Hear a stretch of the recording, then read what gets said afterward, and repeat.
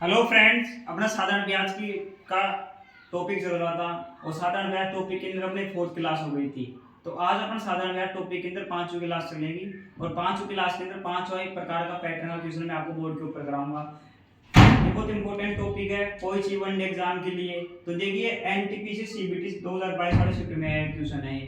तो देखिए आपको पूरा फोकस बोर्ड के ऊपर होना चाहिए और हाँ, कोई ना कोई शिफ्ट में आपको एक इस टॉपिक से एक नया क्वेश्चन आपको जरूर से जरूर मिलेगा कोई सी एग्जाम हो। तो देखिए क्या कहता है पांचों टाइप का इसका कॉन्सेप्ट क्या कहता है, पांचों प्रकार का क्वेश्चन क्या कहता है। देखिए किसी निश्चित समय अवधि के बाद मूलधन और मिश्र धन का अनुपात कितना है।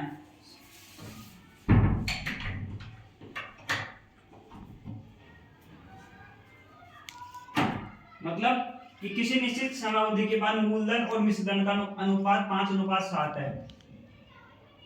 क्वेश्चन कह रहा है कि मूलधन प्रिंसिपल और मिश्रधन। मिश्रधन क्या होता है, मूलधन प्लस ब्याज, उसको अपन अमाउंट से शो करते हैं।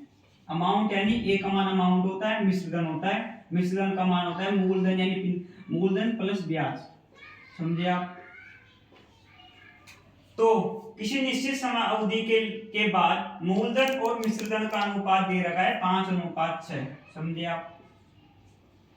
यानी कोई टाइम के बाद, कोई फिक्स टाइम के बाद, 1 या 2 साल 3 साल के बाद प्रिंसिपल और अमाउंट का टाइम दे रखा है 5:6। देखिए ये दे रखा है। तो 6 वर्षों के बाद इनका अनुपात हो जाता है। यानी अब से 6 वर्ष के बाद जो अमाउंट दे रखा है उससे 6 वर्ष के बाद, 6 ईयर्स के बाद ये अमाउंट ये अनुपात हो जाता है 2:3। समझे आप। कि किसी समय अवधि के बाद यानी कोई कुछ सालों के बाद, ये फिक्स साल के बाद कोई अमाउंट प्रिंसिपल है जो 5 रुपए से 6 रुपए हो जाता है, यानी 5 अनुपात से 6 अनुपात हो जाता है। और इनके इस टाइम के 6 साल बाद जो टाइम, जिन टाइम के ये 5 से 6 मना अमाउंट, 5 से 6 मना उसके 6 साल बाद यह अनुपात 2:3 हो जाता है। तो अपन को ब्याज की दर फाइंड करनी है, अपन को रेट ऑफ इंटरेस्ट निकालना है, ब्याज की दर निकालनी है। तो क्या करना है, आप सबको पता है कि मूलधन तो हमेशा समान ही रहता है, चाहे चाहे कितनी साल बाद हो मूलधन तो समान रहता है। तो क्या करना है, सबसे पहले तो मूलधन को बराबर करना है। मूलधन को बराबर करने के लिए क्या करेंगे, 5 से नीचे गुणा कर देंगे और ऊपर 1 से गुणा कर देंगे। समझिए आप। तो क्या आया, 5 एकम 5, फिर इधर भी 1 से कर दो, इसको 2 से गुणा कर दो। समझे आप। इसको 5 से गुणा कर दो। तो इधर क्या गया, 6 आ गया। इधर क्या गया, 5 दूनी 10 आ गया। नहीं नहीं नहीं, देखिए क्या करना है, अनुपात था 5:6 था, 5:6 था, 2:3 था। तो मूलधन को समान करना है ना, तो मूलधन को समान करने के लिए क्या करेंगे, 2 को तो 5 से गुणा कर देंगे, 5 दूनी 10, और 5 को किससे गुणा करेंगे, 2 से गुणा करेंगे। तो इस साइड 2 से गुणा किया तो इस साइड भी 2 से गुणा करेंगे, इस साइड 5 से गुणा किया तो इस साइड भी 5 से गुणा करेंगे। तो अनुपात क्या आ जाएगा, 5 दूनी 10, 10 अनुपात 6 दूनी 12, 5 दूनी 10, 5 तिया 15। तो अपने पास रेशियो क्या आ गया, कोई अमाउंट 10 से 12 हो रहा है, कोई अमाउंट 10 से 12 हो रहा है, यानी कोई मूलधन 10 अनुपात से 12 अनुपात हो रहा है कुछ साल, फिक्स साल के बाद। तो उसके 6 साल बाद ये अनुपात 10 से 15 हो गया। तो अपन को रेट ऑफ इंटरेस्ट निकालनी है। अब अपने पास अनुपात क्या है, 10 से 12 और 10 से 15।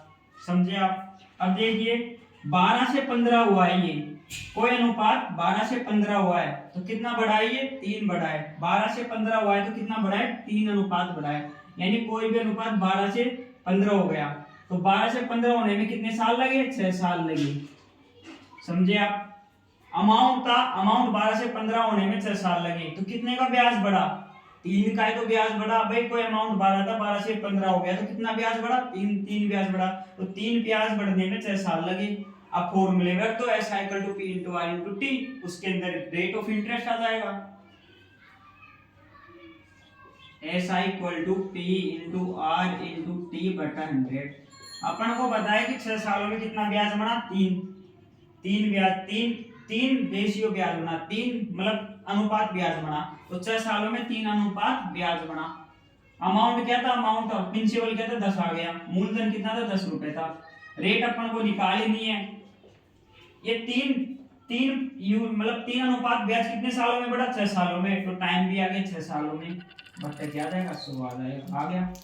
अब देखिए 3 3 3 दूनी 6 आ गया, 0 से 0 चल जाएगा, 2 एकम 2 2 पंजो 10, तो रेट कितना आ गया, ये 5 इधर आ जाएगा, 5 बराबर 8, समझे आप। तो ये रेट प्रतिशत आ गया, तो रेट आ गया 5%।